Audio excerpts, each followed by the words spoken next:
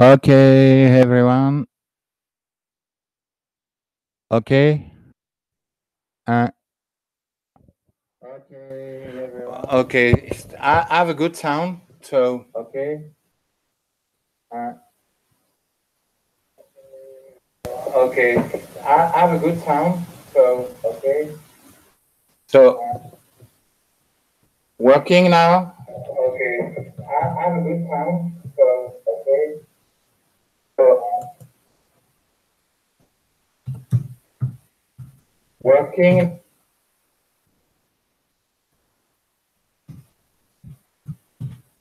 Is it working? Is it working fine now? Can you hear me properly?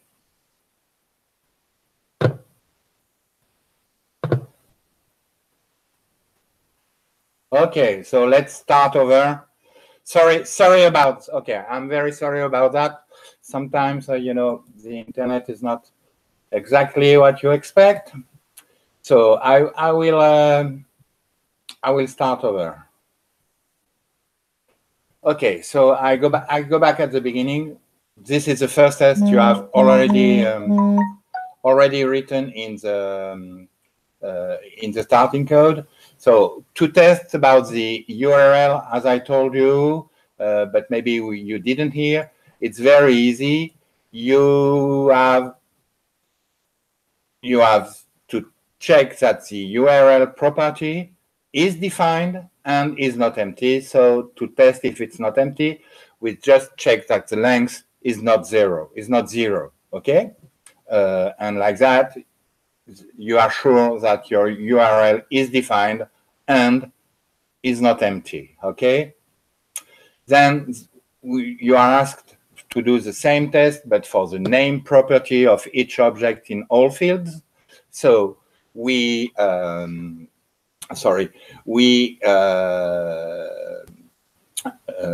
exactly the same thing, but with the name property. Those two first tests are really pretty easy and not difficult at all to figure out. As I was saying, then you are asked about the menu. We want to check that the menu is hidden by default, and that then we have to test that when we click on the menu, it appears and disappears. Okay, to see that, we go to the HTML of the app, and what we see is in the HTML of the app is the body of your application have a class of menu hidden. And if we check the JS of the app, I'm not on the code of the app, we see that each time we click on the menu icon, we toggle the class menu hidden. Okay, so that's the way it works. So what we need to test is first that the menu has the class by default of menu hidden. This is what we do here. We select the element, the DOM element body, and we check that has class menu hidden is true. Okay? What I was trying to explain to you, but you very likely didn't understand, is that here you need to use has class. If you do the test on another way, doing anything else, your test will fail if sometimes in the future in your app we add a new class to body for any reason, because we want to change the CSS, add something, whatever. If a class is added to body, if you write your test differently, it will fail because if you try, for example, to check that the class is menu hidden, it will fail, because if you add a class, the selector you will use will return you not only menu hidden, but a string with all the class of body.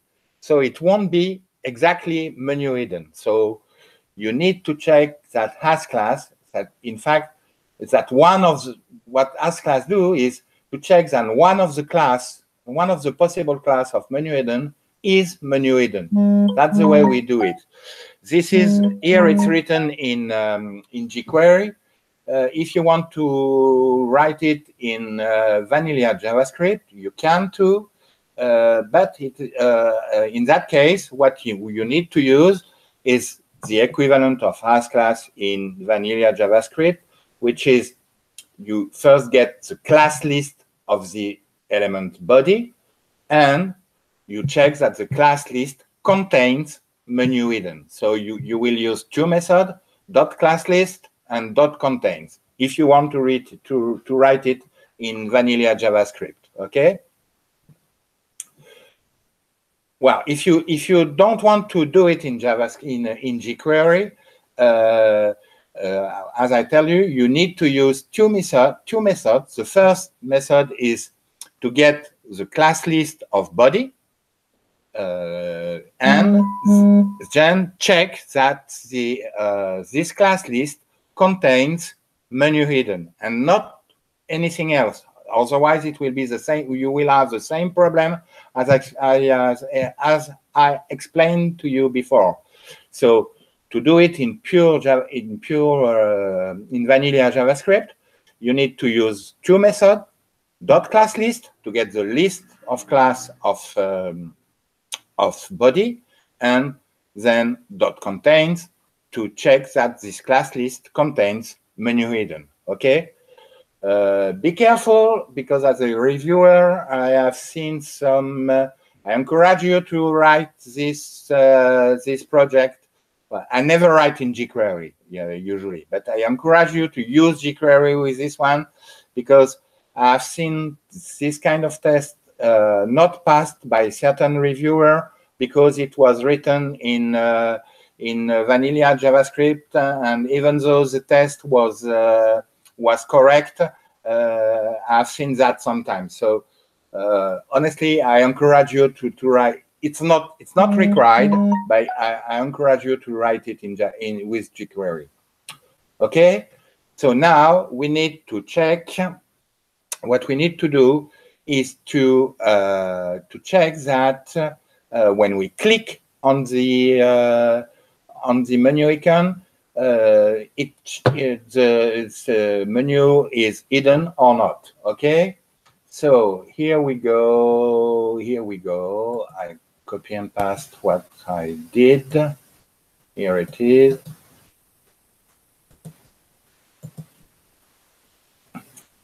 Here it is.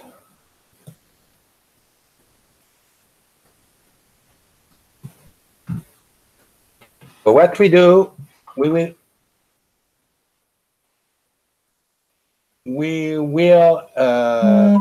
we are doing here is we get the DOM element menu icon link, and we fire a click event on this way. Adding .click with no parameter, what does it does, in fact, is it fires the click event. Okay. So when you fire the event, you check that menu hidden now is false. So you expect that body has the class of menu hidden, and then you click again once with .click, and when you click again, the body must have the class menu hidden, and like that you check, and like that you check that both that the first click removes the class menu hidden, so the menu appears, and then that the second click here adds the class menu hidden, so the menu is hidden again. Okay. Now we come to another tricky part of the project, which is asynchronous test. For asynchronous test, so we need to do a test which ensures that when we load the first feed, it's not empty. And in the comments, you see they remind you that the load feed function is asynchronous, so we need to use down in before each, in just means before each to do that. So let's check how we do it. Here it is.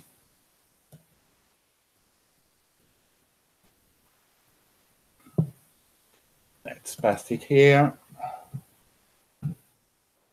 So describe menu initial entry. The first thing, before our test, we need to load the first feed. So we will use before each to do that, and we will use the callback function down. So we do, sorry, I need to, okay. So we call, before each we do a function, and we pass a callback function for that function. And this what does this function? It does load feed, the 0, the first feed element, and again with a callback function for load feed, and this callback function is done. What does done? Done does nothing. Done just wait until the asynchronous function load field is effectively done. So by doing that before each of your tests, you are sure that when you do your test, the load feed function will have complete, you will have wait to test it. So to test it, here it is. What I do here,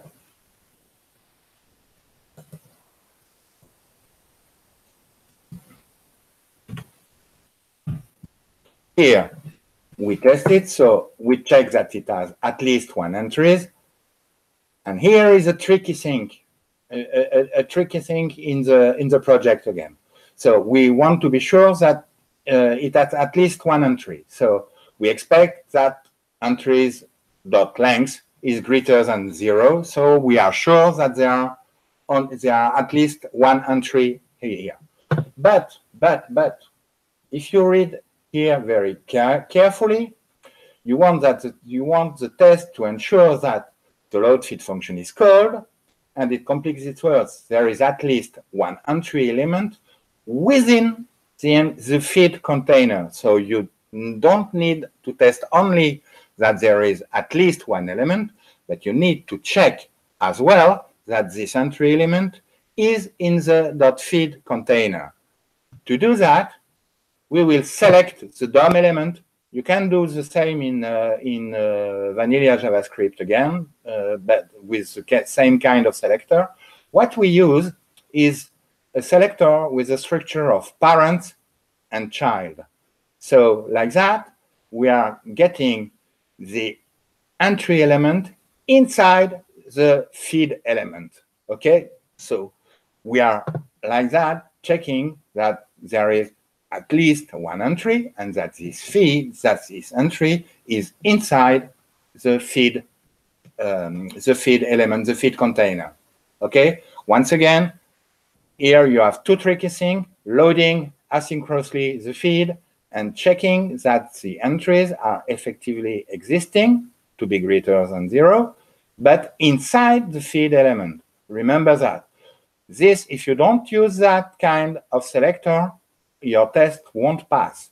The reviewer will put you a requirement here that you have to check that the entry is inside the feed container. Okay. And then another tricky part, you have two asynchronous function to call.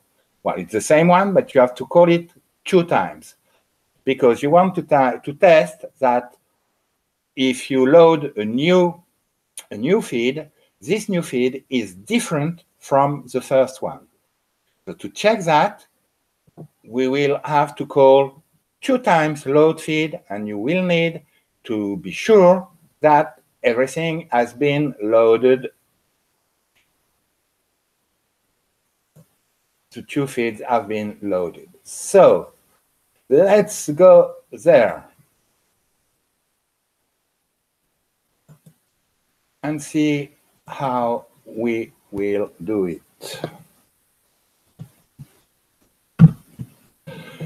So we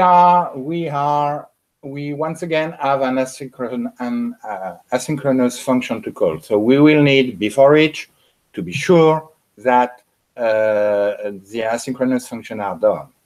We will need the done callback function to wait that everything is done.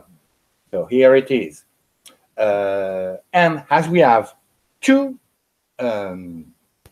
calls to do, if you remember in the lessons just before the project, they speak about nested callback function. This is what we use to be sure. We first we load the first feed, we get it, and we check, we store the HTML part of this element in a variable I have declared, I've declared somewhere. And when we call it again with a callback function. No, we call it with a callback function, and this callback function will store what we get in first feed and call load feed again for the second element. And in this one, we will call done to wait that everything is done. And as you can see, I'm nesting everything before each. In before each, I load, I do load feed. Then I have a callback function, which store what I have loaded, call load feed again, and with the callback function, and wait that everything is done. Okay. Once this is done, you have loaded everything, and you can test. And the test is very simple. You just check that the first feed is not the second feed. So the second feed. As you see, this is not a requirement, and nobody will not pass your project because of that. But as you see, I first load the load feed of 1, and second load feed of 0. This is because I want my application to be exactly displaying the same thing as before the test, that the test has no changed anything to the display of the application. You can do it like I did it by first calling load feed of 1 and then load feed of 0, or you can call it in the same way and add an after each function which will reload load feed of 0 to have the application in the same state. Okay, we have nearly finished. Well, we can go a bit longer than 8 o'clock because of the technical problem we had at the beginning. If you have any question, go on, shoot them on Slack or here, and I will answer, of course.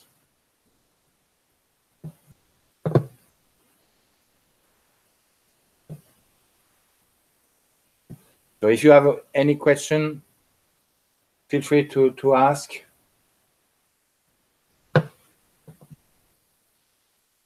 No question? So let's go for a quick reminder. README. Remember, I don't want, as a reviewer, I don't want to see this README. I want load feed. Load feed is an well. Let's go here. No, sorry. Here. As you see, here is the function load me. It's an Ajax call, an asynchronous Ajax call. So what it does, you will learn later on in the course how to do Ajax call. So you don't have to really understand that. But what we do is this is the method of the Ajax call, which is post. Then the URL that you want to get, the way you will get the data. It will be a JSON response, and you need to do JSON stringify to get them in a usable way in JavaScript, and success, you get the result, and then there is everything which is done. And error is you get an error, you do the error. Okay, the very specific thing of this thing, as it is an AJAX call, you know, the server where you call the data won't respond immediately. We are on the internet, and so it is when you call this function, it returns immediately, and you get the result just after a while. So you need to wait. That's the reason that everything is done. So if you see how it's done, then where it is.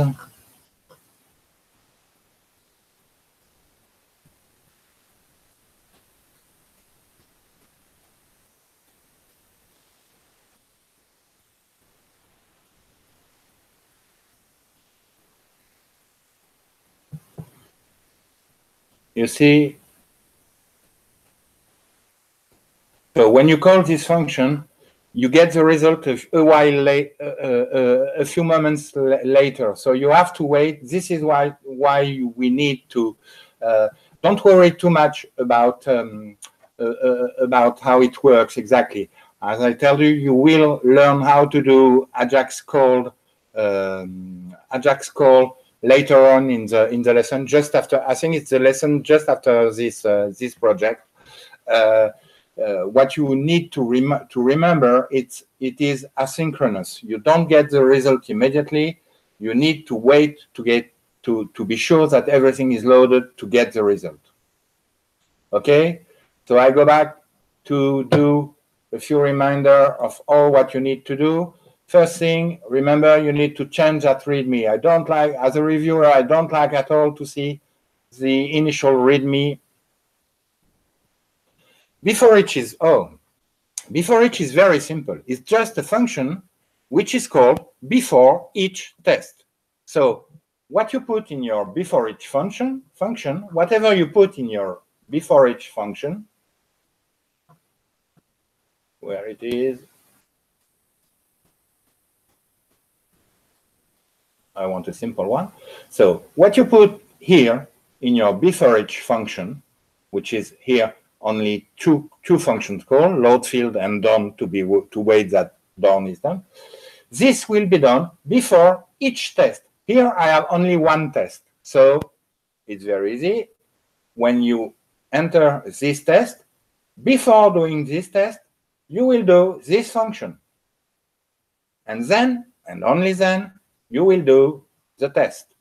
So here, before the test, we do this function. In this function, we wait that load feed is done.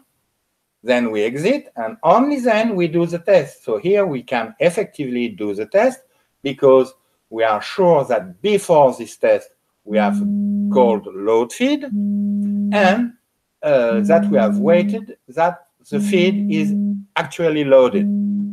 Is it more clear? I hope it's more clear. Okay. So we will soon stop now. So I told you, remember, you need to change that README and write your own. Then in the code, you need to remove this to do and put what you have effectively done in your code, and do the test just like I've just shown you. If you do exactly like I have shown you, your project will pass, because this is what I have copy and paste here. is the way I did my project and I passed the project. Okay? Any other questions? If there are not any other question, I will stop. We will stop here as it's already 8 o'clock.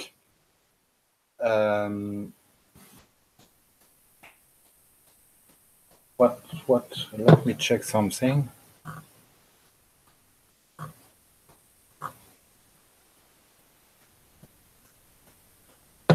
Okay. Anyone has any question? I will pass.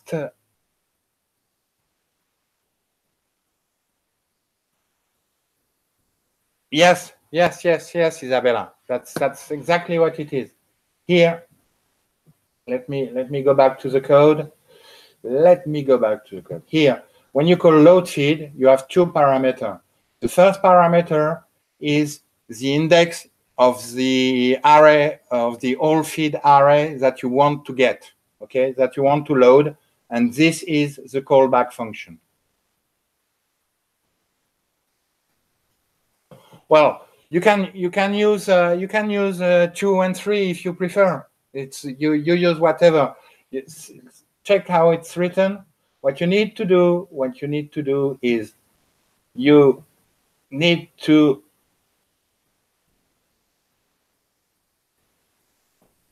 load the feed, the first feed, whichever you want. I took the first one, so 0, the 0 index, because it was more simple. And then to check if that I get a different one, I use the 1 index to be sure that I load the following feed. But that if you use 2 and 3 index, your project will pass. We just need to load 1 feed and check that if we load 1 feed, there are some entries in it, and then if we load a second feed, that the two feeds have different entries. That's all that we need to do. So you can use 1 and 3, 0 and 3, 0 and 2, whatever index you want. You just have to load 2 different feeds.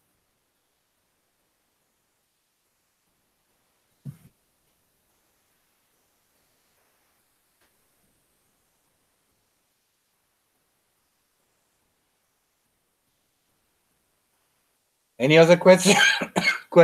Oops, sorry. Any other questions? Okay, I think we will. Is there no question? Yes, Isabella is writing. Okay, I think we will stop here. I will post the link of the video so you can get it again. And you know, I always try to help people each time as I can. So do not hesitate to DM me in Slack, and if you have questions, and I will do my best to help you. Okay. If you check what I do in Slack, I very often help people. I do it as a mentor and as a reviewer, paid by Udacity, but I do it also for free here on Slack each time I can help someone. If I am available and I have the time, I do it. Okay, so do not hesitate to DM me if you need some more help. Okay, thank you all for being there. I hope this has been helpful and will help you to pass the project very quickly. And see you all on Slack. Bye.